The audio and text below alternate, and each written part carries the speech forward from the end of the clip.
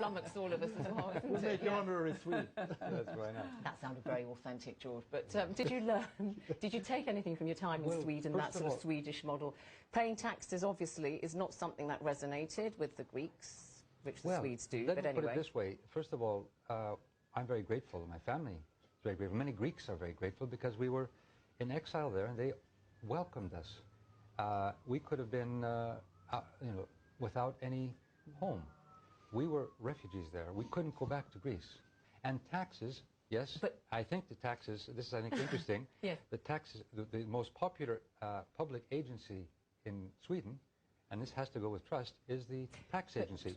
Something very different than in Greece. Okay. This is what we can do. We can change. But very quickly, Jan Ellison, do you think we've got to the stage now where a lot of people in Europe and elsewhere are saying we don't want ideology in our politics anymore, whether it's based on equality or this or that. We just want good technocratic governments who can manage the economy well, and it's kind of the end of ideology. Well, I don't like the fact that it would be technocratic government. I would hope that politicians would also be in charge of that, going that direction. But I think the greatest thing about developing society, hopefully in the European perspective, is that strength is not military strength as we learned during the Cold War. Strength is economic strength, well distributed. Strength is social cohesion in society. Strength is environmental awareness. Strength is vitality, democracy, research, science, and kids who get jobs when they grow up.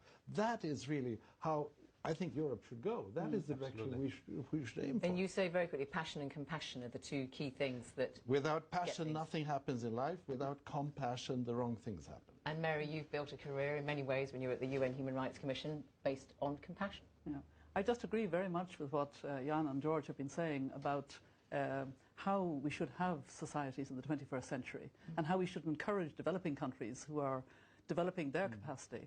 And part of it is not to have these terrible divides and to have governments that are responsible to people, to bring back a sense of the real politics, the service of politics.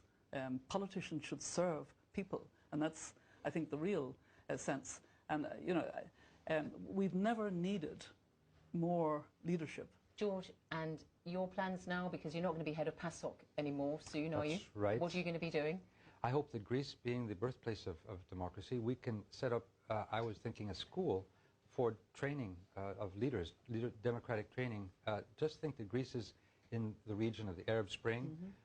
We are looking at a global situation where we need global governance, democratic global governance, where we bring in the concept of justice and redistribution of power, dealing with global issues such as climate change.